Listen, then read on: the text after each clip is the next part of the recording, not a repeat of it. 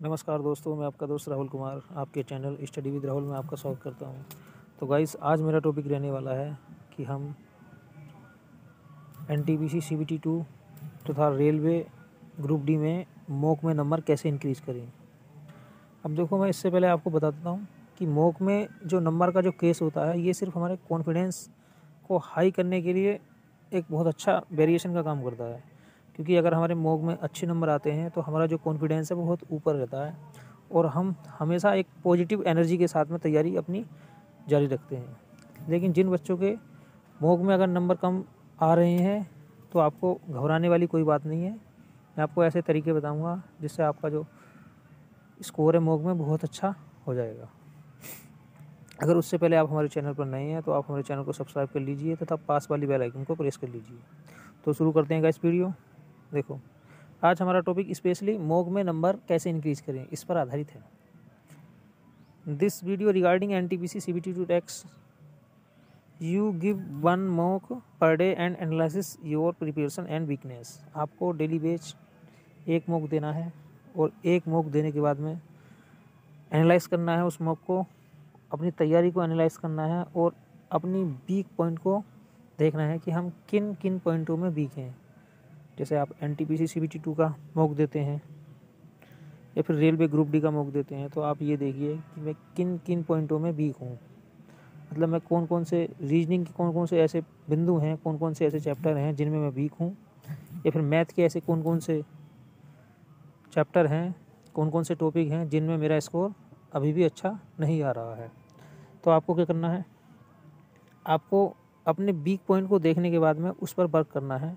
आप chapter wise practice start कीजिए। जैसे मान लीजिएगा आप कथन और निष्कर्ष में आपसे अच्छा स्कोर नहीं बन पाता है, या फिर आपका स्कोर मैथ में नहीं बन पाता है परसेंटेज में या लाभ हानि में या कार्य समय में, तो आपको क्या करना है, आपको बुक ठानी है और बुक ठाने के बाद में उस पर वर्क करना है।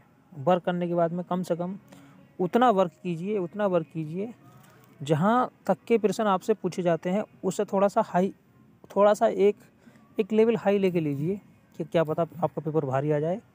अगर भारी पेपर भी आता है आपका तो आप उसे भी आसानी से कवर कर सकें। ऐसा नहीं है कि सिर्फ आप इजी प्रश्न कर रहे हैं और बस आप छोड़ देते हैं, नहीं, थोड़ा सा उससे भारी लेके चलिए जिससे अगर आपका पेपर भारी बन भी जाता है तो आपको उस पेपर को करने में कोई ज़्यादा दिक्कत ना आए। अब देखो, मान लीजिए आपका कथन निष्कर्ष में आप अच्छा स्कोर नहीं ले पा रहे हैं तो आप कथन निष्कर्ष को पढ़िए, यूट्यूब चैनल से पढ़िए, किताब से पढ़िए, उसे 2-3 दिन तक पढ़िए और उसके बाद में डेफिनेटली आपका स्कोर बढ़ेगा।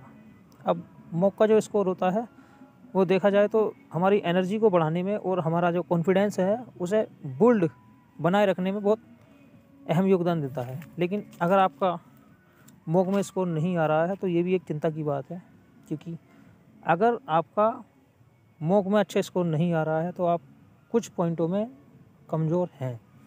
हाँ, सिर्फ आप जब कमज़ोर मान सकते हैं आपको कि आप जो मॉक दे रहे हैं वो कौन सा मॉक दे रहे हैं। आप ओल्ड प्रीवियस ईयर मॉक तो नहीं दे रहे हैं, क्योंकि प्रीवियस ईयर में करंट अफेयर आपको याद नहीं मिलने वाली है तो उसमें तो आपका वैसे भी स्कोर अच्छा नहीं आएगा। आप ऐसा मॉक दीजिएगा जिसमें करंट अफेयर आपको हाल ही रिसेंटली का मिले। जैसे मान लीजिए आप करंट में मॉक दे रहे हैं तो आपको करंट उसमें 2021 का मिले या फिर 2022 का मिले तो आप उस मॉक से अपनी तैयारी को एनालाइज कर सकते हैं। अदरवाइज़ अगर आप अपनी प्रिपरेशन को लास्ट ईयर के मॉक से एनालाइज करना चाहते हैं तो वो इतना अच्छा नहीं है, क्योंकि उसके अंदर करंट अफेयर आपकी याद वाली नहीं निकलने वाली है। लेकिन आपको जो टारगेट रखना है वो मैथ में और रीजनिंग में बहुत अच्छी तरीके से रखना है कि हमारे मैथ में और रीजनिंग में ज़्यादा से ज़्यादा मतलब 95% प्रश्न आपके बिल्कुल सही होने चाहिए। अगर आप 95% तक स्कोर मैथ में और रीजनिंग में कर रहे हैं तो आप बहुत अच्छी तैयारी पर हैं। और उसके बाद भी मैं आपको बताता हूँ कि आपको मॉक कौन सा देना है, कौन सा मॉक एसएससी और रेलवे के बच्चों के लिए आज के टाइम में बहुत अच्छा है। तो मैं आपको बताता हूँ कि देखो, मेरे अनुसार अकॉर्डिंग टू मी आप अपने अनुसार कुछ भी कर सकते हैं, आपकी इच्छा है, लेकिन मेरे अनुसार टेक्स्ट बुक का जो मॉक है वो बहुत अच्छा है। और टेक्स्ट बुक का जो सब्सक्रिप्शन है वो शायद 500 कुछ रुपये में है, वो लाइफ टाइम के लिए हो जाता है। वैसे लाइफ टाइम शायद हो ना हो, लेकिन 3-4 साल के लिए तो रहता ही रहता है वो। तो इतने सस्ते मॉक और कोई नहीं देगा। और मैंने भी टेक्स्ट बुक के मॉक देखे हैं, टेक्स्ट बुक ऐसे ही मॉक देता है हूबहू जैसा पेपर आता है। और टेक्स्ट बुक के अंदर बहुत अच्छी सुविधा है, वो प्रीवियस ईयर भी देता है और डेली बैच का एक मॉक भी देता है। तो आप टेक्स्ट बुक के मॉक से तैयारी कर सकते हैं। बहुत सस्ता है, इससे सस्ता आपको कहीं नहीं मिलेगा और बहुत ही ऑथेंटिक है। उसके अंदर करंट अफेयर के नोट्स भी आपसे अलग से दिए होते हैं। आप वहाँ से करंट अफेयर ईजिली कंप्लीट पूरी की पूरी करंट अफेयर तैयार कर सकते हैं। इसके साथ साथ मैंने आपको पहले भी बताया था कि आप किसी यूट्यूब चैनल का सहारा लेकर या बुक से करंट अफेयर को तैयार कर सकते हैं। क्योंकि गाइस अब आपका देखो पेपर है, हो सकता है आपका पेपर अप्रैल में हो जाए, या अप्रैल तो मे भी चांस आपके बन भी सकते हैं और ना भी बन सकते। देखो आपका पेपर कितना लंबा खिंचता है, लेकिन मेरे अनुसार आपका पेपर 30 अप्रैल तक हो जाना चाहिए। क्योंकि अगर ज़्यादा लंबा पेपर को खींचेंगे बच्चों को, तो उसमें भी बच्चे थोड़ा सा बोरिंग महसूस करेंगे और अपनी तैयारी को थोड़ा सा कम कर देंगे। सोचेंगे यार पेपर तो अब हो ही नहीं रहा है, अब पता ना कब होएगा। तो ऐसा कुछ नहीं है। रेलवे जिस दिन नोटिस निकालेगा, हो सकता है 15-20 दिन बाद आपका पेपर एकदम डेट दे दी जाए। अपनी तैयारी को होल्ड अप थामे रखिए और डेली बेस एक मॉक देते रहिए। मॉक से क्या होगा, देखो आपको अपने प्रत्येक वीक पॉइंट का पता लगेगा।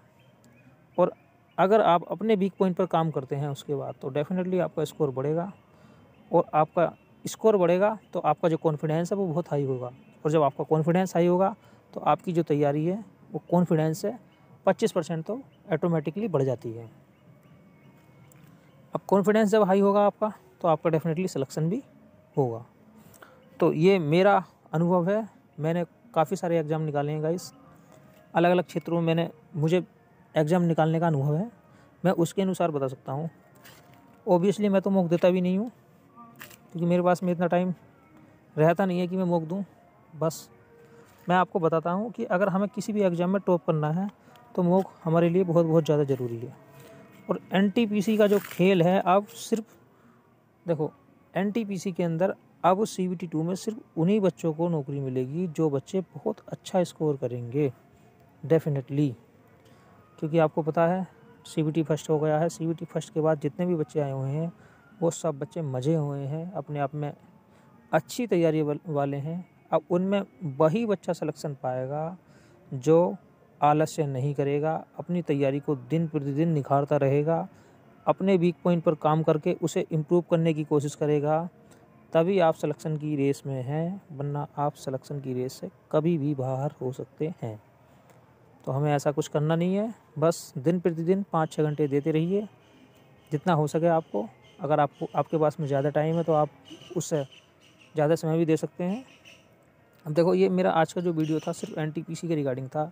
एनटीपीसी CBT फर्स्ट, CBT 2 और group D, specially NTPC CBT 2 और ग्रुप डी।